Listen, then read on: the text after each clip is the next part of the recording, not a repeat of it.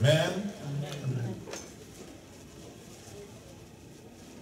Deuxième dimanche, n'est-ce pas? Dans l'année 2019. Une année que nous plaçons sous le thème une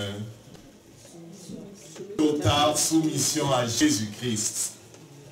Une totale soumission à Jésus-Christ. Parce qu'on a compris par le Saint-Esprit que c'est la clé pour que Dieu soit fort en nous, pour que Dieu soit complet en nous, pour que Dieu se montre dans toutes ses dimensions en nous. C'est la clé pour que son rêve pour nous puisse être réalisé. Il a marché sur la terre dans la soumission totale à Jésus-Christ. Il a dit, tout disciple accompli sera comme son maître. C'est notre rêve de lui être semblable en toutes choses, à savoir être soumis à l'esprit qu'il a fait habiter en nous. Amen. Donc pendant toute l'année, on va cheminer avec ce thème-là qui va nous guider. Et on va s'exhorter justement à faire de plus en plus de place à Jésus-Christ.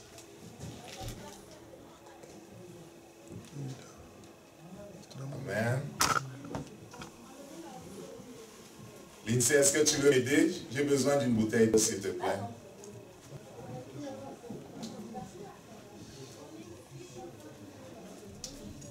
Mercredi, on s'est retrouvés pour méditer la parole. En fait, on s'est exhorté à travers la parole de Dieu qu'on a lue. Et mercredi qui s'en vient, on va se retrouver encore. Donc ça a repris les réunions de mercredi. Dans 2 semaines, le dernier vendredi du mois, on va se retrouver pour prier à partir de 7 heures. Ça va être vendredi le dernier du mois. Je ne sais pas si c'est le 25 ou quelque chose. Ça va être vendredi le 25, si je ne m'abuse. Vendredi le 25 à partir de 19h, de 19h à 23h, on va se retrouver pour prier. Et la semaine qui va précéder ce vendredi, la semaine de ce vendredi, là, c'est une semaine de jeûne et de prière. Et on encourage chacun de nous, au-delà de la dernière semaine, à se laisser conduire par le Saint-Esprit dans des moments de jeûne. Pourquoi? Parce que ça fait partie de la pression qu'on fait sur notre âme, de la discipline qu'on impose à notre âme pour que notre esprit soit celui qui domine. Amen. Si pendant les moments où il n'y a pas la crise, tu n'as pas appris à dire à ton corps qui est le chef, et que viennent des maladies qui sont lourdes et qui sont difficiles à porter, il te sera vraiment compliqué de combattre. Est-ce que tu comprends ça? Attends pas le cancer pour commencer à jeûner, tu comprends? Attends pas les maladies au nom bizarre pour commencer à jeûner. Tu n'auras pas la force suffisante pour ça. Par contre, si ça a été une discipline pour toi, ça a été une discipline pour toi parce que ça fait partie des disciplines de chrétiens normaux, ok? Dans Matthieu chapitre 6, il dit, lorsque vous faites une offrande, lorsque vous jeûnez, lorsque vous priez, ce sont les 3 choses qu'un chrétien normal fait de façon naturelle, tu comprends? Donc, à propos du jeûne, je dis c'est important de le faire même à chaque semaine. Laisse le Saint-Esprit te conduire à trouver 1 jour, 2 jours, je ne sais pas, pour jeûner dans la présence de Dieu et pour prier. Parce que ça accélère la prière, ça nous met en position où il y a un plus grand focus. Amen. Merci.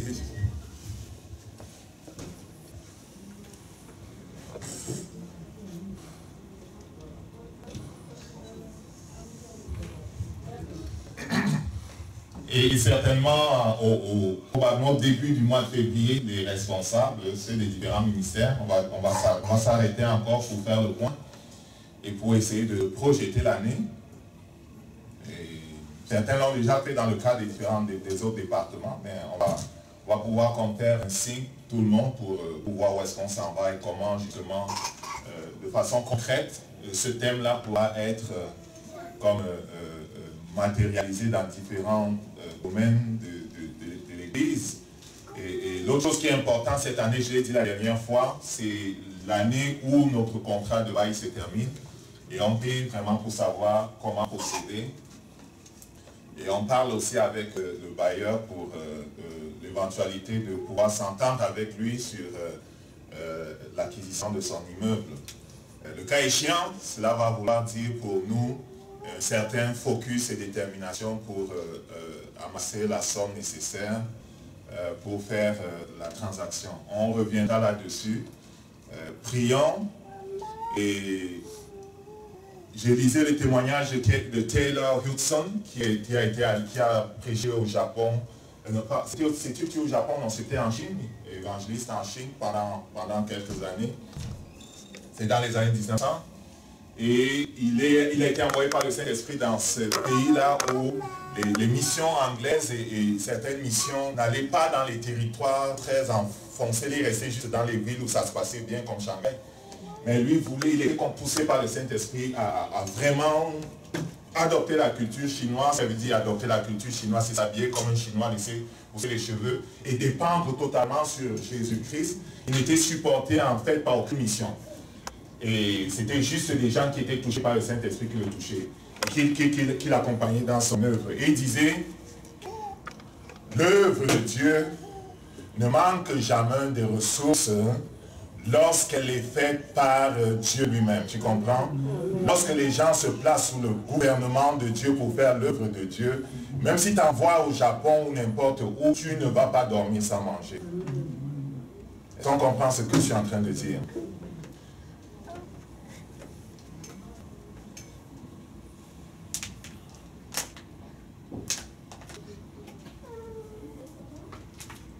Ok.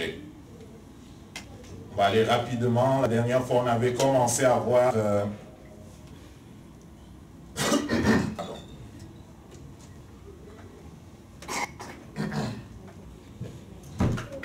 On avait commencé à expliquer c'est quoi se soumettre à Jésus-Christ. Se soumettre à Jésus-Christ, on rappelle rapidement 10 minutes. Se soumettre à Jésus-Christ, c'est comme se placer sous le contrôle de Jésus-Christ. Et c'est en fait notre position normale. Après la nouvelle naissance, le Saint-Esprit s'attend à ce que, comme des enfants qui dépendent entièrement de leur mère pour leurs besoins, le chrétien se place dans la position où il ne trouve plus dans le monde de sa source, mais où Dieu est devenu, ou ainsi dit, sa mère. Est-ce qu'on comprend ça? Dieu est devenu comme sa source. Et plus il se focalise sur Jésus-Christ comme étant sa source, parfois les gens vont dire qu'on est comme mêlés parce qu'on parle de Dieu, après on parle de Jésus, après on parle du Saint-Esprit. Les gens sont comme mêlés. C'est que Dieu a voulu qu'on puisse le découvrir qu'en passant par Jésus-Christ, vous comprenez? Donc c'est pour ça que quand je vais parler, l'autre fois parler de Dieu, je vais parler de Jésus, après parler du Saint-Esprit. Je ne le dis pas pour vous, je le dis pour ceux qui écoutent. C'est un peu mêlant, mais on va parler de Jésus-Christ toujours et encore parce que personne ne peut aller à Dieu sans passer par Jésus, vous comprenez? Et on va insister sur le Saint-Esprit parce que personne ne peut connaître Jésus s'il ne connaît le Saint-Esprit, vous comprenez? Si tu ne connais pas le Saint-Esprit, tu ne vas pas connaître Jésus parce que c'est lui qui prend ce qui est à Jésus-Christ et nous le donne. Les trois sont ensemble, les trois travaillent ensemble pour notre bien. Donc pour revenir sur le besoin de se soumettre à Jésus-Christ, c'est important parce que c'est la position qui va permettre qu'on devienne un disciple accompli. Quelqu'un dise avec moi, disciple accompli. C'est ce que le Saint-Esprit poursuit en moi. C'est le but qu'il a fixé devant moi. Disciple accompli. Amen. C'est quoi un disciple accompli? C'est quelqu'un qui est parfaitement contrôlé par Jésus-Christ. Toutes les dimensions de son être sont sous le contrôle du Saint-Esprit. Est-ce que vous savez qu'il y a des chrétiens là-dehors que certaines dimensions de leur vie n'est pas contrôlée par le Saint-Esprit? Vous savez ça? Vous savez ça? Nous-mêmes, on se bat pour lui donner tout. Amen. Parfois, on se retrouve encore en train de prendre des décisions dans le naturel. On se bat pour lui donner tout. Amen. Certains disent avec moi, il faut lui donner tout. Il faut lui donner toutes les rênes. Il faut lui donner toutes les commandes. Parce que ce que tu retiens dans ta main est susceptible d'être contrôlé par l'autre. Et de fait, c'est contrôlé par l'autre. Amen. Il n'y a pas de moitié. Ou c'est Jésus-Christ qui contrôle, ou c'est l'autre qui contrôle. Est-ce que quelqu'un comprend ça? On le voit tantôt dans la tentation de Jésus-Christ.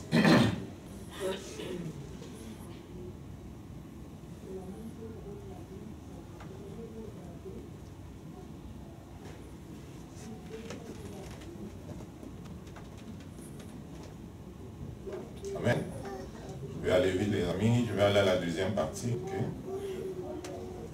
Donc les étapes de ce message, il y a 3 étapes. Il y avait la croix, les étapes incontournables pour être parfaitement soumis à Jésus-Christ. Le Saint-Esprit me disait, lorsque je priais et prenais les informations pour le message, il me disait, la croix est le point de départ. Ce sont des incontournables. Peut-être il y a d'autres étapes, mais c'est celle qu'il m'a donné comme de prendre pour nous, les 2 premières, et puis celle où, quand on est passé par les 2 premières, on est positionné pour être capable de combattre, parce qu'il nous appelle aussi à combattre. Le disciple accompli fait tout comme son maître. Est-ce qu'on comprend ça? Donc la première étape, c'est la croix. La deuxième étape, c'est le dépouillement. Et quand on est né de nouveau, le Saint-Esprit dit, Galates 5, verset 24, c'est lui qui est en Christ a crucifié la chair avec ses passions. Donc, le Saint-Esprit dit, quand tu es né de nouveau, par quelques voies mystérieuses, Dieu t'a associé à la mort de Jésus-Christ à la passion. On comprend ça. C'est ce que j'appelle notre position. Dans le monde spirituel, celui qui est né de nouveau a la domination sur le péché, il a la domination sur sa chair. D'une certaine façon, il a autorité sur le monde naturel. Et la deuxième étape, c'est que le Saint-Esprit veut amener cette domination que nous avons dans le monde spirituel, dans notre réalité de tous les jours. J'étais un peu gêné cette semaine quand je réfléchissais encore à l'étape numéro 2 qui dit dépouillement positionnel ou dépouillement arrière. J'étais un peu gêné. Mais je vais laisser ça comme ça. J'explique simplement, ça veut dire que j'étais gêné. Pourquoi? Parce que pour moi, de plus en plus, je suis en train de travailler à appeler la réalité, le fait d'être assis avec Jésus-Christ dans le ciel. J'étais gêné parce que je suis de plus en plus en train de vouloir appeler la réalité ce que vit mon esprit. Parce que l'homme, c'est un esprit. Parce que ce qui est réel, c'est ce qui se passe dans le monde spirituel. Si quelqu'un comprend ça. Quand il dit qu'on a été guéri, c'est ça la vérité si tu veux. C'est ça ce qui est si tu veux. C'est pour ça que j'étais un peu gêné parce que la réalité c'est que je suis une nouvelle création. La réalité c'est que je suis en lui. La réalité c'est que si dans mon corps, je m'en vais à l'hôpital, ces bonhommes-là me disent, la douleur que tu ressens c'est du cancer. Hein? La réalité c'est que quand je vais lire 1 Pierre 2, 24, il va dire, tu as été guéri.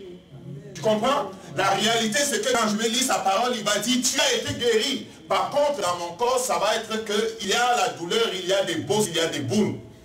J'étais un peu gêné avec ça, et je vous explique ma gêne. Vous comprenez? Parce que le Saint-Esprit veut vraiment nous amener dans cette place-là où on ignore ce qui se passe dans le naturel. Souviens-toi de Jairus. Il était venu chercher Jésus-Christ pour aller prier pour sa fille. Et pendant qu'il est en train de marcher avec Jésus-Christ, cette madame qui avait entendu parler de Jésus-Christ parce qu'elle avait perdu tout son argent, perdant du sang pendant 12 ans, perdant toutes ses économies auprès des docteurs sans trouver de solution, elle avait osé sortir ce jour-là en se disant, si je peux le toucher, quelque chose va se passer. Cet homme-là est particulier, n'est pas comme les autres rabbins. Si je peux le toucher, quelque chose va se passer. Cet homme-là est particulier, n'est pas comme les autres rabbins. Et sorcière l'a touché, elle a reçu quelque chose de Dieu. Elle a retardé le cortège. La fille de Jairus est décédée. Les gens sont venus de la maison pour dire, n'embête plus le maître, ta fille est morte. Ou bien ton serviteur est mort. Peut-être je mélange les histoires anyway. Mais Jésus, ignorant ce que ces gens-là ont dit, vous dit un des évangélistes, ignorant ce qu'on a dit à propos de ce que la fille est morte, tu retournes et dis à Jairus, ne crains pas, crois seulement. Ouais, parce que Jésus-Christ, quand on dit quelqu'un est mort, ça ne lui dit rien. Pour lui, il est au-dessus de ça. Tu comprends? Donc, on a été crucifié à la croix. Galates 5, verset 24 et 20. Galates 5, verset 24 et 20. Amen. Même si quand on lit Romains 12, on se rend compte qu'il y a un processus pour que le règne de Dieu vienne dans notre âme, il reste que le péché est sous nos pieds. Amen. Il faut qu'on le comprenne. Je n'ai pas à me soumettre au péché. Donc, ce sont les étapes par lesquelles on est passé et on va comme aller à la dernière étape qui est celle de vaincre les assauts. Amen. On rappelle que pour ce qui est de Jésus-Christ, à propos de la croix encore rapidement, la croix s'identifie à son baptême, ok, et son identité a été déclarée par Dieu lorsqu'il s'est baptisé. La croix aussi s'identifie à l'autel des sacrifices. L'autel des sacrifices dans le tabernacle de Moïse, la croix s'identifie à l'autel des sacrifices. Et qu'est-ce qui se passait à l'autel des sacrifices? À l'autel de sacrifice, on immolait la victime. À l'autel de sacrifice, on immolait la victime. Ok? Ici, à l'autel de sacrifice, on immolait la victime. C'est la position de la croix. Dans le tabernacle de Moïse, on entrait par une seule porte. Jésus-Christ est la seule porte pour entrer dans la communion avec Dieu. Et quand tu entres par Jésus-Christ, tu dois passer par la croix. Il dit c'est la croix qui est la première étape. Et on a vu ça la dernière fois, on ne va pas revenir dessus, parler des autres messages là. Donc, c'est ça la croix. C'est l'autel de sacrifice, un lieu de mort, et qui doit être mis en mort, c'est le rebelle. L'homme naturel n'accepte pas ce qui vient de la parole de Dieu. Pour lui, c'est une folie, il ne peut pas le recevoir.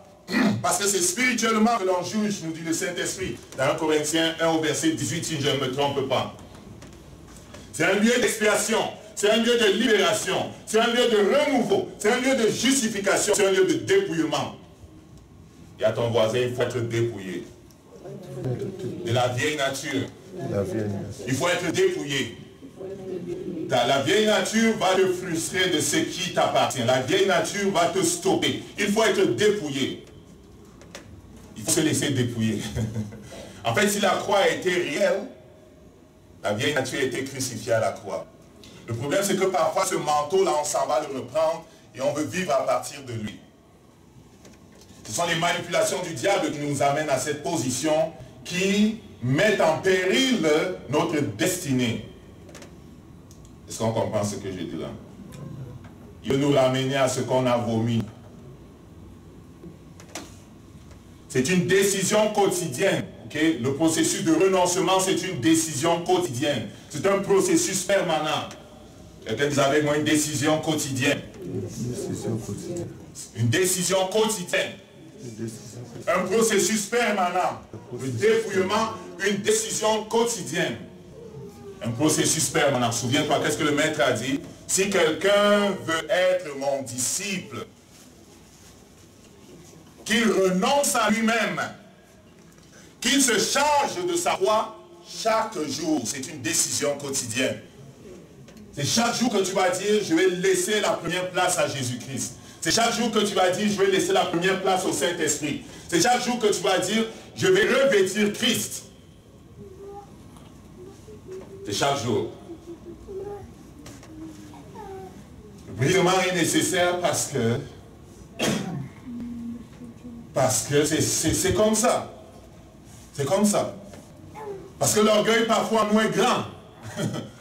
Et tant qu'il y aura l'orgueil en nous, Dieu ne pourra pas nous utiliser. L'orgueil c'est quoi?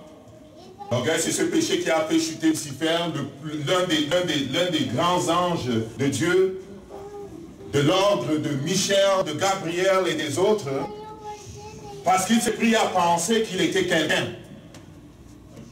Il s'est pris à penser qu'il était quelqu'un en dehors de son Créateur. Le brisement va enlever de nos têtes la rébellion qui consiste à penser que l'on peut s'en sortir tout seul.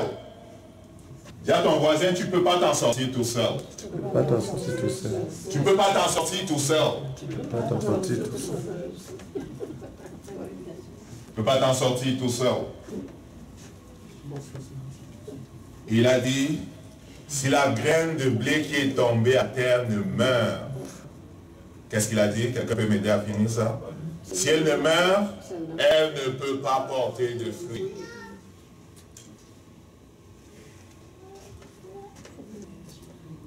N'aie pas peur de mourir. Parce que quand tu es mort, le Saint-Esprit peut vivre pleinement, sans restriction. On n'est pas perdant quand on meurt, mon ami. On n'est pas perdant quand on meurt. Et je méditais encore là-dessus la dernière fois. Le Saint-Esprit me disait, si je ne me trompe pas, c'est dans Matthieu chapitre 10. Je ne sais pas si c'est le verset 48 ou 28. Et oui, c'est à propos de la mort. Il dit, celui qui veut sauver sa vie la perdra. Celui qui la perd à cause de moi, la gagnera, la retrouvera. C'est un processus permanent. Renoncer à fonctionner avec notre volonté propre. Renoncer à fonctionner avec notre intelligence naturelle. Renoncer surtout à faire comme les gens de ce monde qui ne connaissent pas Dieu. Et décider de revêtir Christ à chaque jour. C'est permanent. Je disais, c'est un processus aussi permanent de lui ouvrir les portes de toutes les chambres de ta vie. Quelqu'un dit avec moi, je vais ouvrir toutes les portes. Je vais ouvrir toutes les portes. Je vais ouvrir toutes les portes. Je vais ouvrir toutes les portes. Je vais lui donner toutes les rênes. Je vais lui donner toutes les rênes. Ce que j'appelle reine, là, les Français les compliquent trop les affaires. C'est quand on appelle reine là, ce sont les commandes, tu veux, tu comprends? C'est les cordes avec lesquelles on dirige les chevaux, là, si tu veux.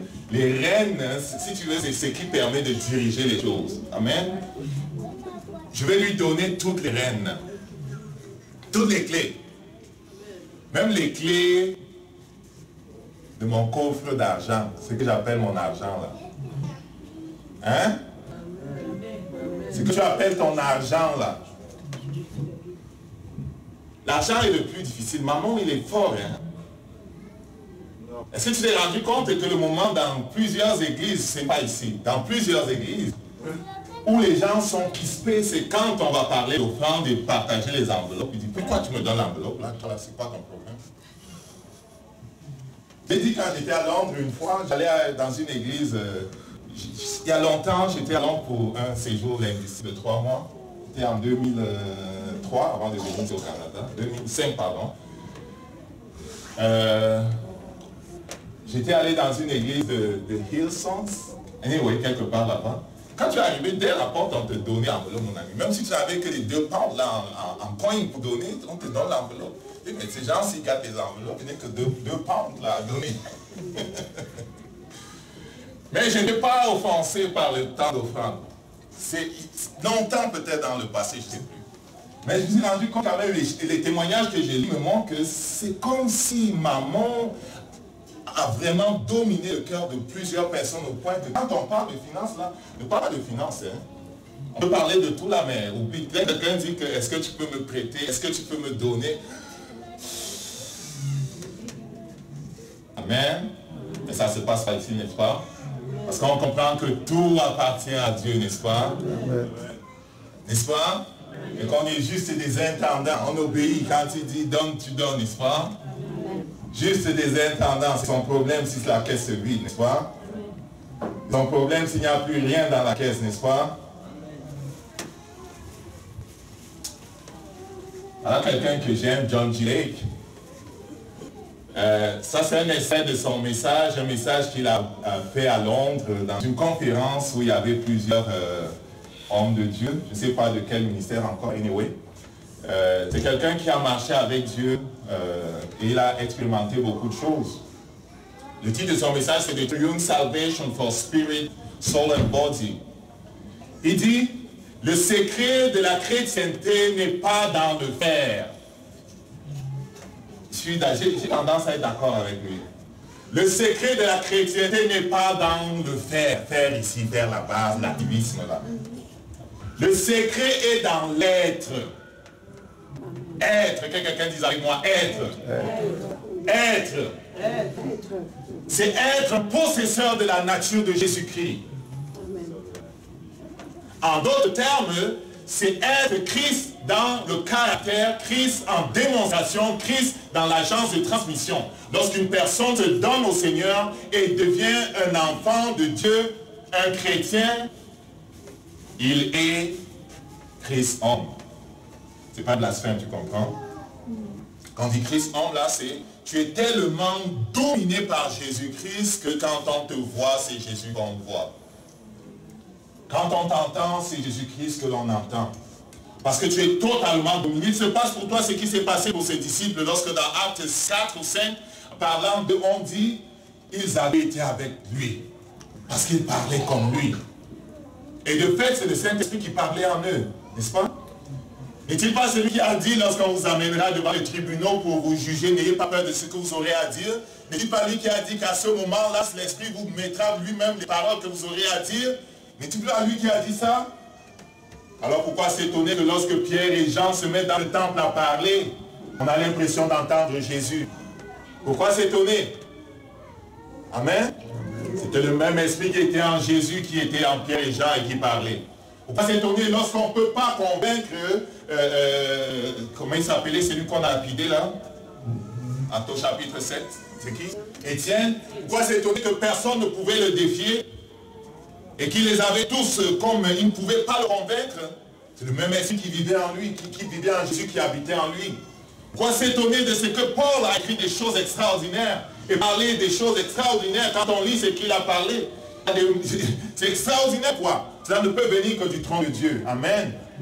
Donc, le secret de la chrétienté, c'est lorsqu'on laisse Jésus prendre sa place au point où on est confondu. Amen. Tout ce qu'il fait, tout ce qu'il dit en partant de ce chrétien-là, tout ce qu'il fait et dit à partir de ce moment-là devrait être la volonté et les paroles et les actes de Jésus de façon aussi absolue, de façon aussi entière que Jésus a parlé et fait la volonté de Dieu. Amen. Amen. Une totale soumission à Jésus-Christ. C'est possible. Je pense que c'est possible. Je pense que c'est possible. À propos des paroles, le Saint-Esprit me dit, il faut que j'apprenne à parler peu. Pour ceux qui me connaissent et me côtoient de près, j'ai tendance à parler vite. Et quand je parle, j'ai tendance à parler même beaucoup. Amen. Je travaille dessus. Je travaille dessus. Pas la meilleure des qualités de parler beaucoup, tu comprends? Tu comprends? J'espère ne pas aller au-delà du Saint-Esprit quand je prêche. J'espère dire juste ce qu'il dit. Je pense par sa grâce rester dans les limites de ce qu'il me demande de dire. Amen. Amen. Mais dans la vie naturelle, j'ai souvent tendance à parler. Il y a des moments où je parle peu, mais il y a des moments où je me rends compte que je parle au-delà de ce qui est nécessaire. Amen. Mon boss va peut-être entrer dans mon bureau, va me poser une question sur ça, veut répondre à ce qu'il dit et dire encore davantage, voulant expliquer les choses. C'est pas nécessaire, tu comprends? C'est pas nécessaire. Je travaille sur ça.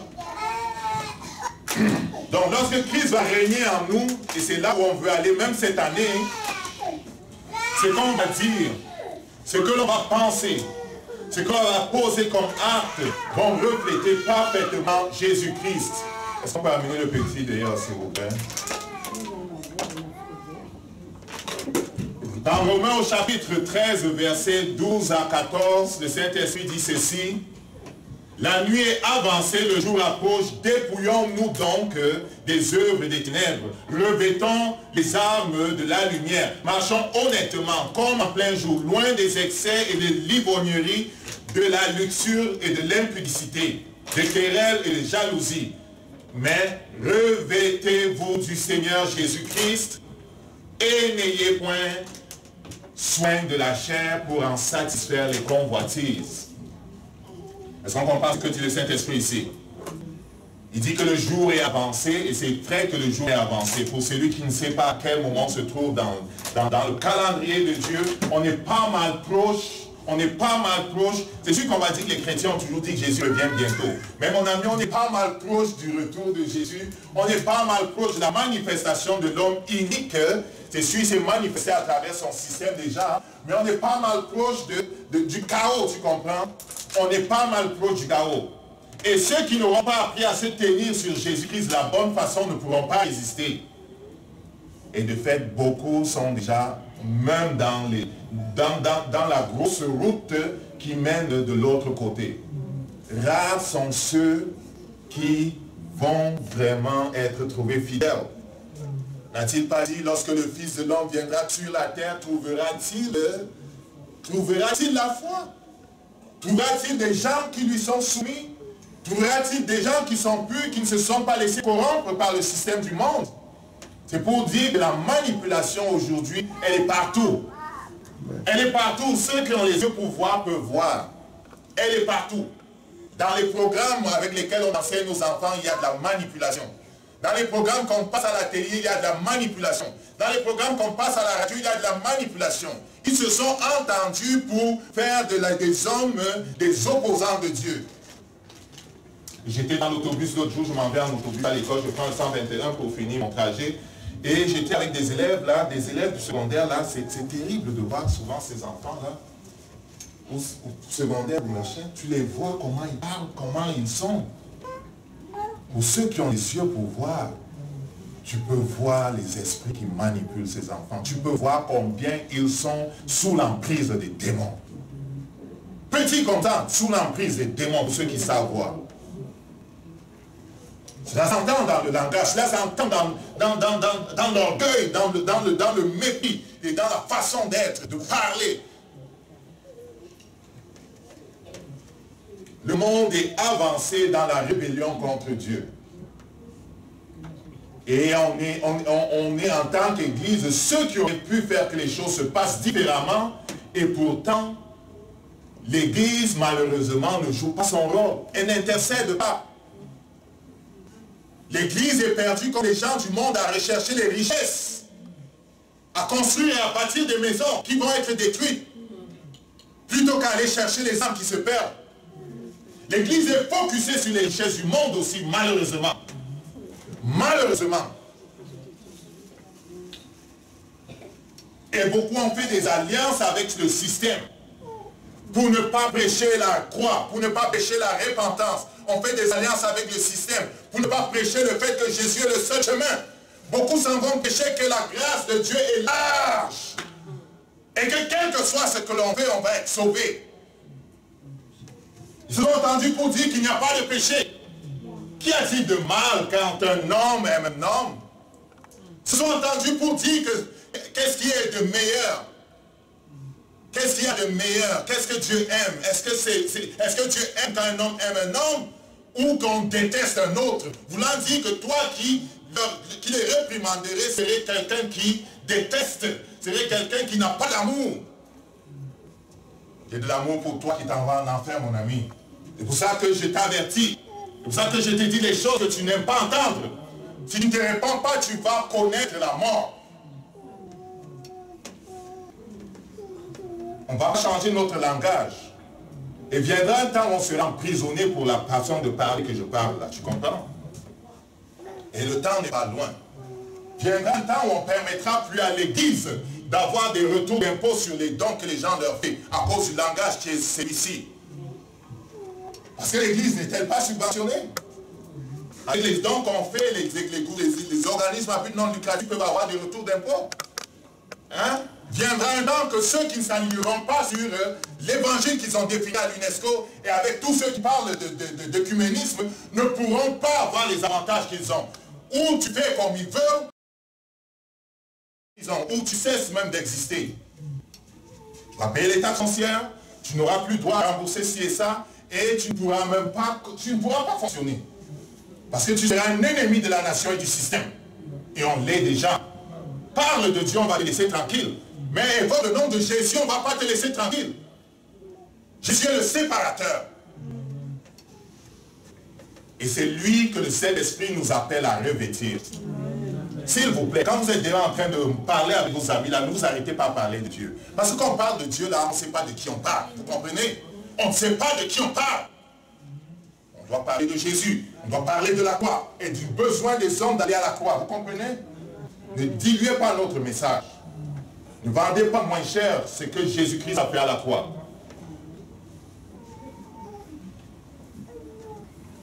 Donc on doit se débrouiller de l'homme qui se meurt et on doit revêtir Christ. Amen.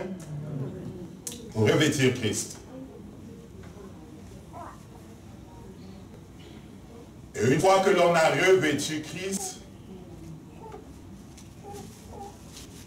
on est capable de résister à Satan lorsqu'il s'en vient. Donnez-moi 15 minutes les amis, on va finir, ok? Donnez-moi 15 minutes s'il vous plaît, ok? Amen. En vous demandant pardon. Il y a eu un chiffre dans le planning, mais donnez-moi 15 minutes. Je réaffiche les différents hommes forts avec lesquels Satan domine le monde. Il y en a plus que ça, mais ceux-là sont comme ceux qui sont les plus souvent utilisés. L'orgueil, mammon, la séduction, l'impureté, la rébellion, la mondanité. L'insensibilité, c'est le fait d'être insensible au Saint-Esprit, d'être comme spirituellement aveugle. L'addiction, c'est le fait d'être dominé par un péché qui se répète, ok? Au point où on n'arrive pas à s'en débarrasser. Si vous êtes comme moi, et si vous vivez dans le monde où je suis, c'est facile de voir toutes ces choses-là à l'œuvre. Juste regarde un film de Hollywood, tu vas zapper tout de suite après. Parce que dans le langage, dans les expressions, dans les insinuations, il y a la séduction qui est partout. Partout, partout, partout. C'est-tu vrai? Et la séduction, tout comme l'impureté, ont pour but de détruire ta sainteté. Est-ce que tu sais que sans sainteté, tu n'as pas de pouvoir? Est-ce que tu sais que sans sainteté, tu n'as pas d'autorité sur les démons?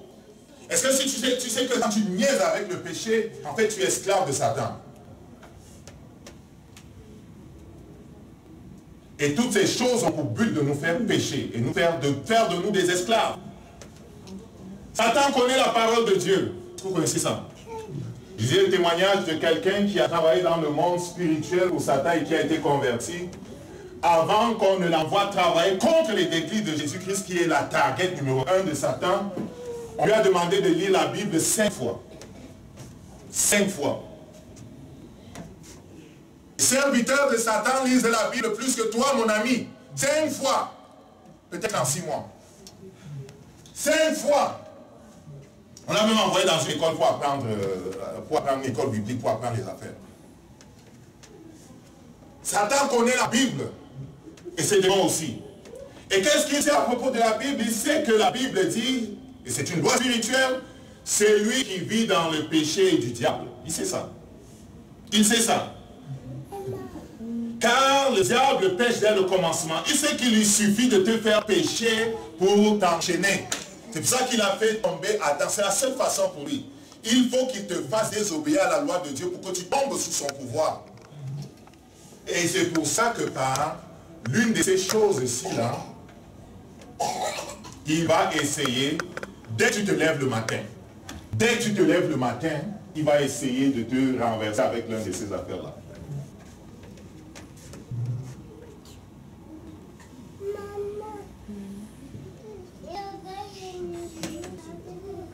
Peut-être pour moi c'est la colère. La colère entre sous le chapeau de l'orgueil.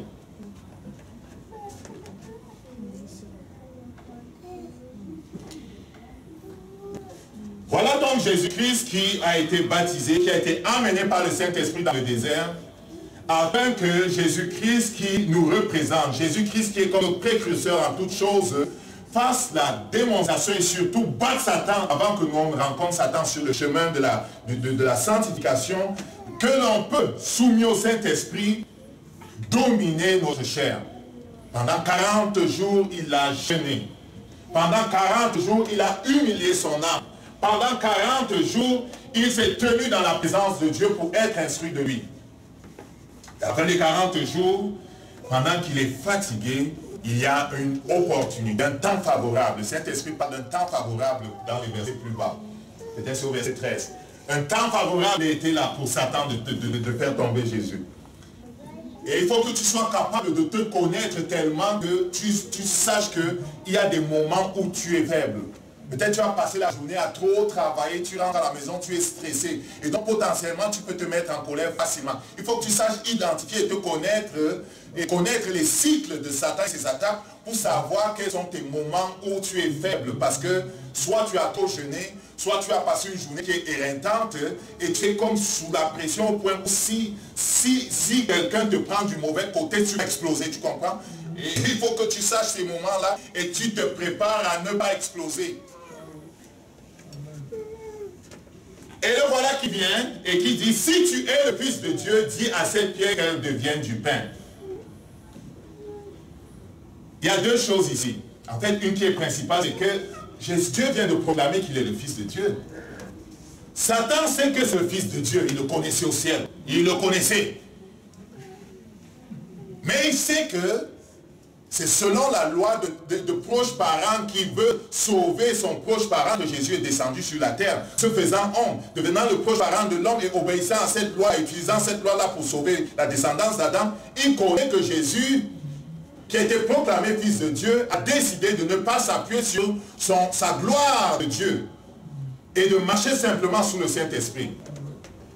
Il vient donc lui dire, si tu es le Fils de Dieu, dis à cette pierre qu'elle devienne du pain.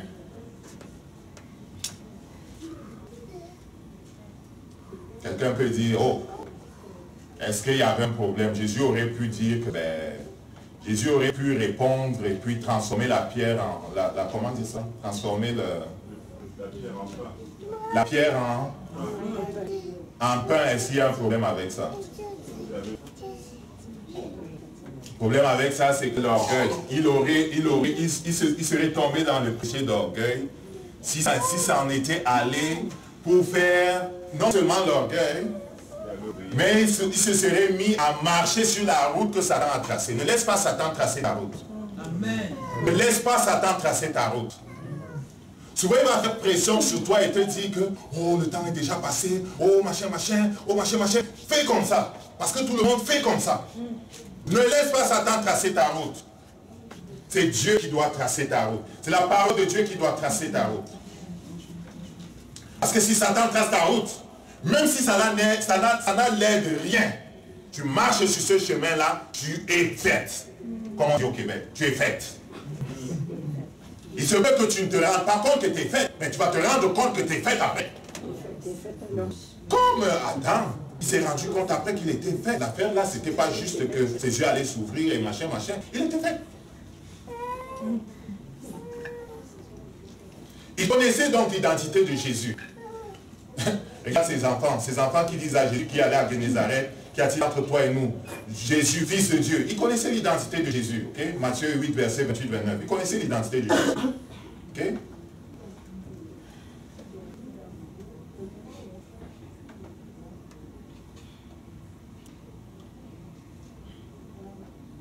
En poussant Jésus à créer son pain ou à fabriquer du pain, il le pousse à créer son propre chemin, à créer la solution, sa propre solution par rapport à son besoin.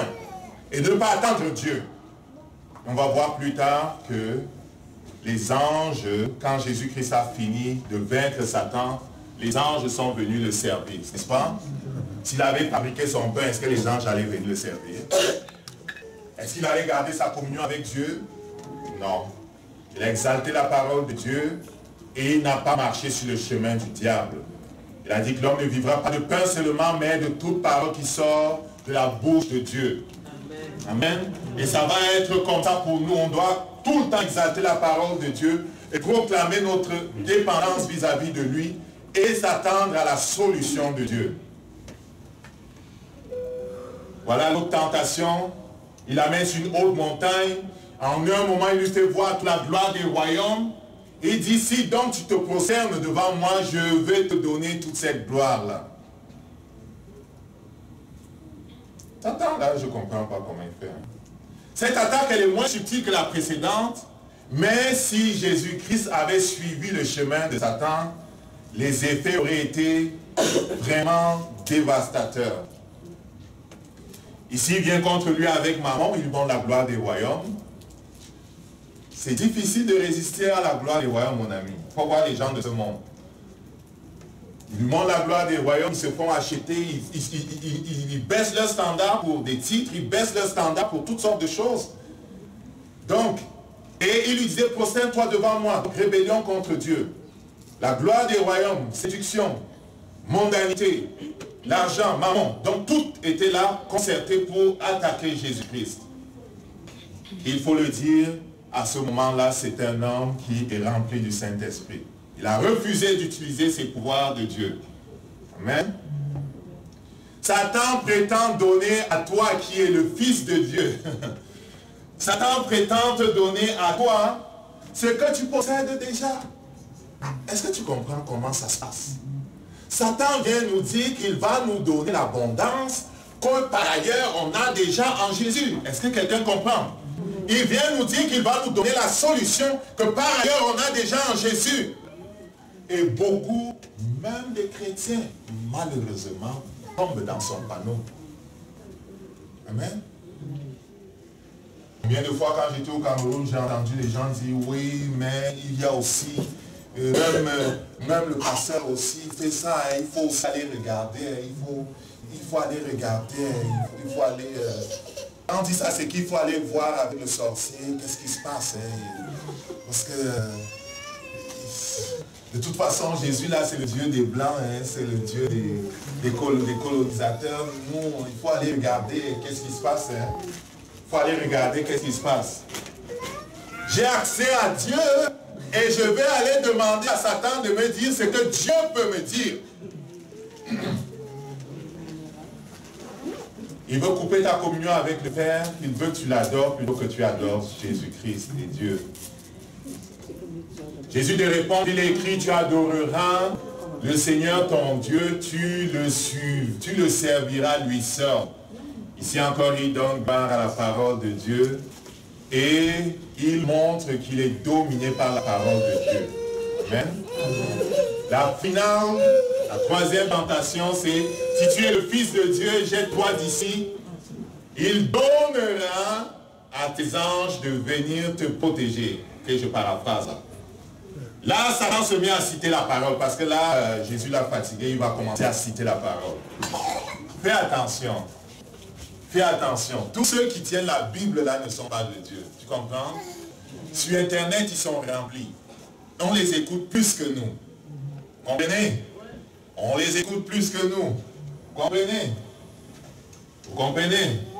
Mais ceux qui ont les oreilles pour entendre vont tranquillement comprendre quelle est la différence. Vont tranquillement revenir vers le message qui est le nôtre. Ça a l'air d'être un message étroit, mais c'est le message de la vie. La croix, le renoncement, le brisement, la sanctification, la sainteté, la gloire et l'honneur à Dieu, le renoncement à notre vie propre, à notre intelligence naturelle. Vous laissez le Saint-Esprit vivre.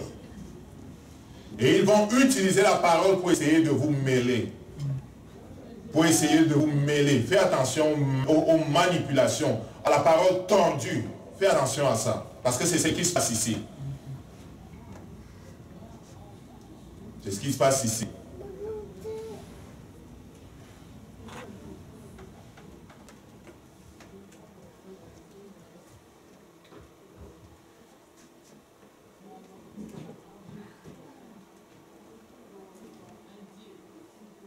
Donc, pour ce qui est des étapes vers la sanctification, ou comment dire ça, vers la soumission totale à Jésus-Christ, on va finir avec ça. Le Seigneur voudrait que l'on comprenne ce qui s'est passé à la croix. Il voudrait que l'on comprenne que le Saint-Esprit va chercher toujours à nous avoir seul à seul. C'était l'idée du désert. Dieu va chercher à nous avoir seul, tout à lui, comment dire ça, en dehors des autres voies. Dieu va fermer les autres voies dans ton cœur. Il y a beaucoup de voies dans ton cœur. Parfois tu es confus et tu ne sais même plus où tourner la tête. Toutes ces voies qui te confondent là, toutes ces voies qui te mêlent, tranquillement le Saint-Esprit va les éteindre. Plus tu vas presser et pousser en lui, il va éteindre les autres voies. Et la voix de notre Dieu, elle n'est pas forte. La voix de Dieu, elle est douce. Elle se trouve dans ce lieu de communion. Elle se trouve dans sa parole. Elle devient de plus en plus claire pour qui aime la présence de Dieu. Elle devient de plus en plus claire et tonnante pour qui aime la parole de Dieu. Donc tranquillement, à mesure que tu vas entrer dans sa parole et dans sa présence, sa voix va se faire entendre. Elle va te parler de sanctification. Elle va te parler de brisement. Elle va te parler de sainteté. Elle va te parler de ta journée. Elle va te parler du besoin d'ouvrir toutes les portes de ta vie pour apporter le règne de Dieu. Elle va te parler des pièges de Satan. Elle va ouvrir tes yeux sur ce qui se passe dans ta famille, ce qui se passe dans ton lieu de travail. Elle va te permettre de comprendre que la position dominante est celle où on est totalement soumis à lui. Tu vas voir Satan venir. Tu sauras comment prier. Tu sauras comment prier parce que le Saint-Esprit te dira comment prier. Amen. L'objectif pour nous au cours de l'année, vraiment, c'est de nous exhorter à nous soumettre à lui dès le matin. Dès le matin. Dès le matin jusqu'au soir. Et toute la journée, essayer de vivre dans sa présence. Amen. Et il me disait, à propos justement de la soumission, il est question de s'abstenir d'agir ou de réagir dans toute situation sans avoir reçu la confirmation du Saint-Esprit. C'est pas évident, hein? C'est pas évident. C'est pas évident. Parfois, on va s'abstenir quand c'est une décision importante où on va perdre peut-être trop d'argent. On va s'abstenir. Mais pour les autres affaires, on décide comme ça naturellement. Mais fais attention. Fais attention. Ça doit être comme une culture pour nous de checker le Saint-Esprit avant de faire toute chose. De checker la parole de Dieu avant de faire toute chose. Peut-être c'est compliqué pour toi de savoir qu'est-ce que ça veut dire marcher par le Saint-Esprit. Là, veut dire simplement marcher selon la parole de Dieu. C'est lui qui est l'auteur de la parole de Dieu. Si ce que tu fais peut être confirmé par la parole de Dieu, continue. Le Saint-Esprit est avec toi. Mais si ce que tu fais ne peut pas être confirmé par la parole de Dieu, arrête, répands-toi, retourne-toi, parce que la route, c'est la route de la destruction. Est-ce qu'on comprend? Donc il faut s'abstenir d'agir et de réagir dans toute situation. Il faut attendre la conviction et la confirmation du Saint-Esprit. Il dit des questions de s'assurer que Jésus-Christ soit glorifié dans tout ce qu'on aura à dire, à faire et même à penser. Il me disait même en penser. Il est question de tenir tout mon être en bride. Est-ce qu'on comprend ce que cela veut dire? Tenir son être en bride. Sur la bouche des chevaux, on met comme un mort, qu'on appelle un mort, un fer pour le contrôler. Le Saint-Esprit disait qu'il est question de nous contrôler. Il est question de contrôler mon âme, contrôler mes émotions. Il est question de tenir tout mon être en bride, afin que ce soit l'Esprit qui contrôle. Il est question de marcher comme un sage et jamais comme un insensé. Parce que je me suis rendu compte qu'il y a bien de fois j'étais insensé. Amen. Amen. Je glissais sur les pots de banane et me comportais comme un insensé. Je disais des paroles qui n'avaient pas d'allure. Je parlais dans la colère. Amen. Je me check de plus en plus, je me check de plus en plus. Et il disait, celui qui marche avec Dieu ne se comportera-t-il pas comme, ne se comportera-t-il pas plus avec grâce, sagesse et honneur? Et qui marche avec Dieu, n'est-ce pas toi? C'est toi qui marches avec Dieu. Celui qui marche avec Dieu ne se comportera-t-il pas plus avec grâce, sagesse et honneur? Celui qui se tient devant le Dieu de gloire ignorerait-il le protocole des rois? Tu te tiens devant le Dieu de gloire qui est le roi de la terre. Toi-même tu es roi, toi-même tu es prince. Et les princes et les rois ont une façon de se comporter. Quand vous les regardez, ils ne sont pas pressés de parler. Ils font les choses avec une certaine grâce, avec une certaine lenteur. Amen. Ne te presse pas. Et je le dis à moi, ne te presse pas. Parce que moi, je suis comme le feu, quoi.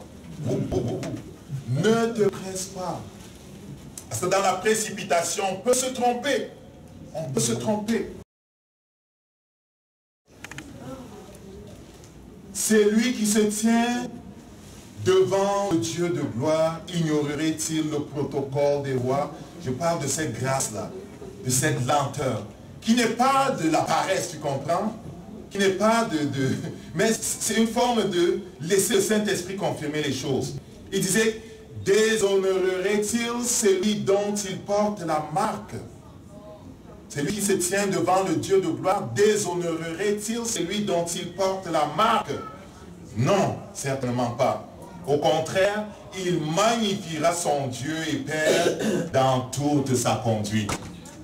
Amen. On va se lever debout. On va rendre grâce à Dieu qui nous montre le chemin de la vie. On va rendre grâce à Dieu qui nous montre le chemin où on va marcher comme des princes. On va parler comme des princes. On va parler comme Jésus a parlé. On va fonctionner comme Jésus-Christ a fonctionné. Ne permettant pas à Satan d'avoir le contrôle sur nos vies. Parce que comme il dit dans sa parole, on connaît, c'est une loi spirituelle, celui qui pêche est du... Car il est pécheur dès le commencement. Et toutes ces manipulations ont un seul but, mettre des chaînes à nos pieds. Amen. Mettre des chaînes à nos pieds. Rendons grâce à Dieu. Père, nous te rendons grâce pour ta parole, nous te bénissons parce que tu montres le chemin de la sanctification. Elle passe par la croix, il passe par la croix, il passe par le brisement, par le renoncement à la volonté naturelle, à l'intelligence naturelle, le renoncement, Seigneur, à la vie naturelle, à la vie propre, à la vie de péché. Il passe, Seigneur, par la sainteté, il passe par le revêtement de Jésus-Christ à chaque jour. Seigneur, nous choisissons de revêtir Jésus-Christ à chaque jour. Et nous voulons être dans notre façon d'être, dans notre façon de penser, de parler, vraiment des dispensateurs de la vie que nous avons reçue. Que les hommes, lorsqu'ils nous regardent, disent, oui, ils connaissent Jésus-Christ. Oui, ils sont différents. Il y a quelque chose avec ceux-là. Il y a quelque chose avec ceux-là. Et lorsque viendra le temps, Seigneur, de confronter le royaume des ténèbres, que la puissance qui est en nous, Seigneur, fasse honte à l'ennemi et que les chaînes soient brisées, que les portes soient ouvertes, que toutes les manipulations du diable n'aient pas été dans nos vies. Nous plongeons chacun de nous dans le sang. Nous scellons les paroles qui sont prononcées, Seigneur. Nous proclamons que tu es Dieu. Là où Satan a parlé de mort, nous parlons la vie. Nous prêchons la vie. Nous déclarons la vie. Personne ne meurt avant le temps, Satan. Esprit de mort prématuré, esprit d'infirmité. Tu n'amènes personne avant le temps, on te réprime. Et cet esprit qui frustre dans les finances, nous te réprimons. Qui frustre dans les couples, nous te réprimons. Qui veut contrôler les enfants, nous te réprimons. Nous disons, nous sommes libres en Jésus. Nous sommes complets en lui. Seigneur, sois le maître dans nos vies. Sois le maître dans nos vies encore. Amen. Amen. Seigneur, te bénisse.